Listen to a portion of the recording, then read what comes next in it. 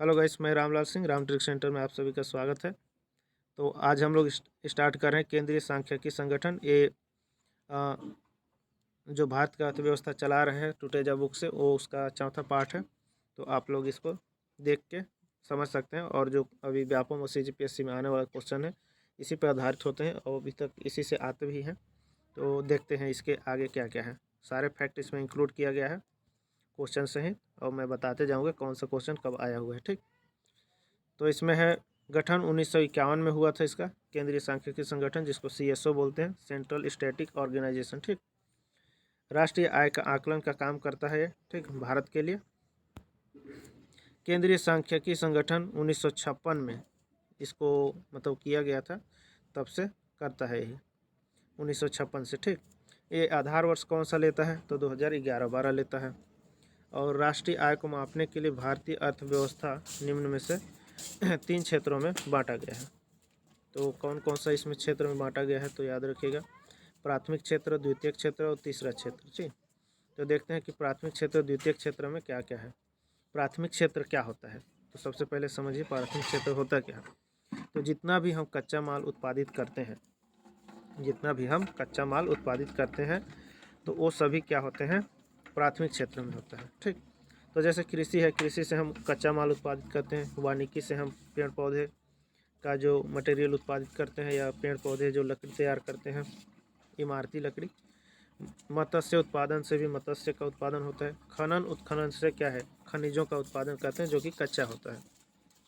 तो ये सभी को क्या बोलते हैं, प्राथमिक क्षेत्र में लेते हैं। ठीक, अब द्वितीयक क्षेत्र देखिए। द्वितीयक क्षेत्र का मतलब समझिएगा कि पहली बात तो प्राथमिक क्षेत्र के जो कच्चा माल है उसको उपयोग करके क्या है, प्रोडक्शन करना शुरू करते हैं।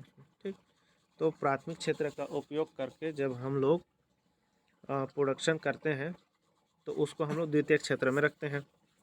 तो पहला है विनिर्माण। ठीक, तो विनिर्माण में क्या है, निर्माण कर रहे हैं, नहीं निर्माण कार्य कर रहे हैं, उद्योग है, तो उसको द्वितीयक में लेंगे। निर्माण कार्य भी। ठीक, बिजली, गैस, जल आपूर्ति, ये भी उत्पादन का काम करते हैं। बिजली उत्पादन, गैस उत्पादन और जल आपूर्ति, ये उद्योग में आते हैं ना। तो ये सभी क्या है, द्वितीयक क्षेत्र में है। ठीक, तीसरा क्षेत्र कौन सा है तो तीसरा क्षेत्र है परिवहन। तीसरा क्षेत्र होता क्या है, सेवा क्षेत्र। तो जिसके थ्रू हमें कोई भी चीज़ सेवा मिलता हो, चाहे किसी भी प्रकार का सेवा, वो सभी क्या है, तृतीय क्षेत्र होंगे। ठीक, तो परिवहन, परिवहन में क्या है, हमको सेवा मिलता है, परिवहन सेवा।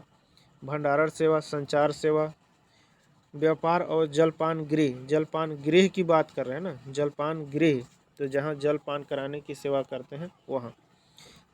बैंकिंग सेवा, वास्तविक संपदा का सेवा, सार्वजनिक प्रशासन, अन्य सेवा और विदेशी क्षेत्र सेवा। ठीक, ये सभी है।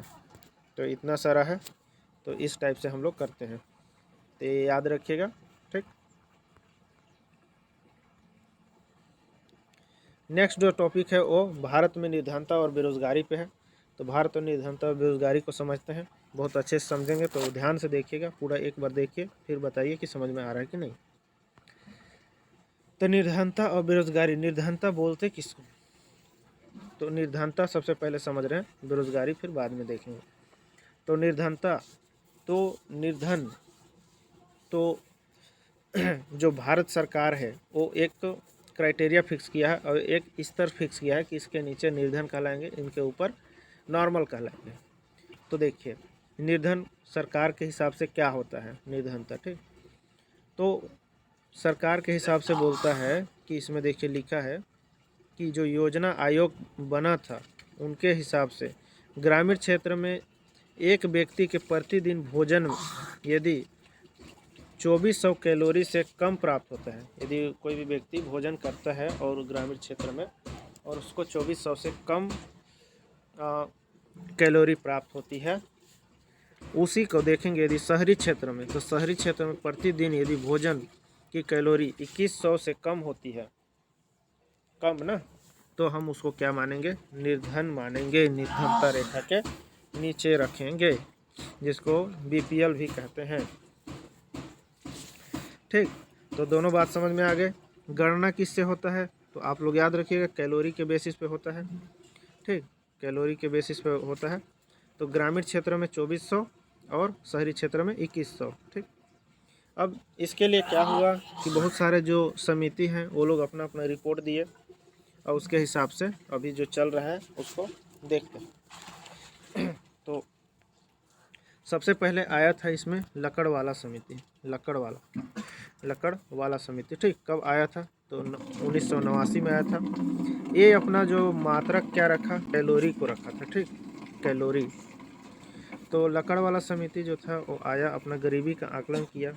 तो वो क्या बताया? तो उसका रिपोर्ट ये बताया कि औद्योगिक क्षेत्र में औद्योगिक श्रमिकों की जो उपभोक्ता मूल्य सूचकांक है और ग्रामीण क्षेत्रों में जो काम करने वाले जो कृषि श्रमिक हैं उनका जो उपभोक्ता मूल्य सूचकांक है वो दोनों में अंतर होगा, क्योंकि औद्योगिक श्रमिक जो हैं उनको, जैसे मान लीजिए देखेंगे उद्योग में जो काम करने वाले हैं उनको ज़्यादा मिलता है एज कंपेयर कृषि क्षेत्र में जो श्रमिक काम करते हैं उनका।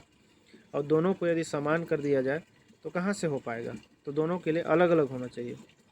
तो पहली बात ये बोले, और दूसरी बात ये बोले कि हर राज्यों के हिसाब से भी हमको गरीबी रेखा का वो बनाना चाहिए स्तर, क्योंकि जो दिल्ली में काम कर रहे हैं, मुंबई में काम कर रहे हैं, वो श्रमिक है या वो काम करने वाले हैं, उनका गरीबी रेखा और शहरी गरीबी रेखा का जो एक इनकम है और उसमें, और जो एक गांव में काम कर रहे हैं कृषि क्षेत्र में कर रहे हैं उनका, और स्टेट के हिसाब से भी डिपेंड करेगा।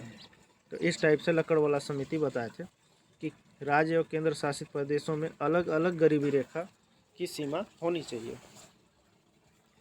तो आप लोग यहाँ पर दो बातें याद रखिएगा कि औद्योगिक श्रमिक के उपभोक्ता सूचकांक और ग्रामीण क्षेत्र के कृषि उपभोक्ता सूचकांक के बारे में पहला बात, और दूसरा बात कि राज्य और केंद्र शासित प्रदेशों में अलग अलग गरीबी रेखा हो। इस बात को दो बात याद रखिएगा। ठीक, दूसरा है सुरेश तेंदुलकर समिति। तो सुरेश तेंदुलकर समिति जो है उन्होंने 2009 में आए थे, 2009 में, और सुरेश तेंदुलकर समिति, और ये बोले कि इनका जो रिपोर्ट था ये भी प्रति व्यक्ति मासिक उपभोग कितना करते हैं उनके हिसाब से मतलब एक कैलोरी के जगह में प्रति व्यक्ति मासिक उपभोग को लिए, कैलोरी का उतना डिपेंडेंसी नहीं रखे। तो याद रखिएगा कि कैलोरी को न लेके प्रति व्यक्ति मासिक उपभोग को लिए हैं। ठीक, और ये बताएं कि एक महीना में यदि कोई व्यक्ति 1000 खर्च करता है शहरी में और ग्रामीण में 816, तो उसके हिसाब से यदि इतना खर्च करने के लिए मतलब एप्लीकेबल नहीं है तो गरीब कहलाएगा, गरीबी रेखा से नीचे रहेगा। तो दोनों में यही अंतर है कि 1000 और 816। यदि इसको प्रतिदिन के हिसाब से देखा जाए तो शहरी के लिए जो होता है 33 रुपया प्रतिदिन होता है, और जो गांव के लिए होता है वो 27 रुपया प्रतिदिन होता है ग्रामीणों के लिए। तो इतना खर्च करने के लिए यदि वो एप्लीकेबल है तो वो गरीब नहीं होगा, और इससे यदि कम खर्च करने के एप्लीकेबल है तो वो गरीब कहलाएगा। फिर आता है 2012 में डॉक्टर सी रंगराजन समिति। डॉक्टर सी रंगराजन समिति भी ये प्रति व्यक्ति माह के हिसाब से ही देखे हैं कि प्रति व्यक्ति माह में कितना खर्च कर पा रहे हैं, कितना उपभोग में खर्च हो पा रहा है। तो 3 साल बाद ही 2012 में अपना दिए, और सी रंगराजन समिति के हिसाब से कहा गया कि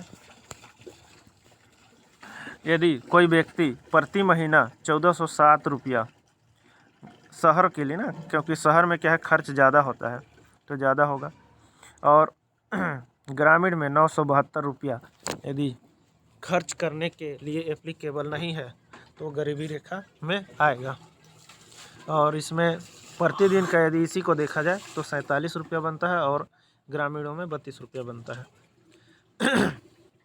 तो डॉक्टर सी रंगराजन समिति का जो रिपोर्ट था वो सबसे ज़्यादा ही सटीक और मान्य हुआ, और आज भी ये मान्य है और आज भी चलता है।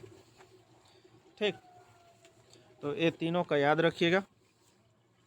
इसके बाद देखते हैं हम लोग नेक्स्ट।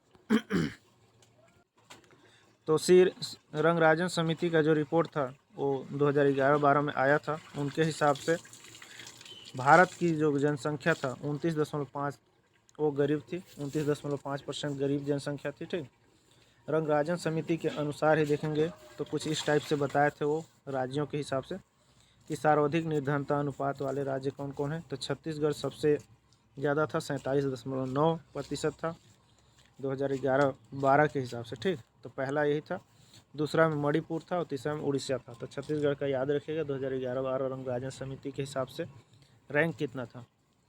सबसे कम गरीबी रेखा के नीचे वाली जनसंख्या अनुपात में गोवा था, क्योंकि गोवा आज भी अच्छा है। निर्धनों की दृष्टि से, यदि निर्धनों की जनसंख्या के दृष्टि से देखा जाए तो उत्तर प्रदेश सबसे ज़्यादा था, फिर बिहार था। बाकी अनुपात के हिसाब से देखेंगे तो छत्तीसगढ़ था और सबसे कम गोवा था। ठीक, तो इस वीडियो में इतना ही। तो आप लोग एक बार इसको देख लीजिएगा, भारत की निर्धनता। अब हम लोग बेरोजगारी के ऊपर बात करेंगे। चलिए, जय हिंद, जय भारत।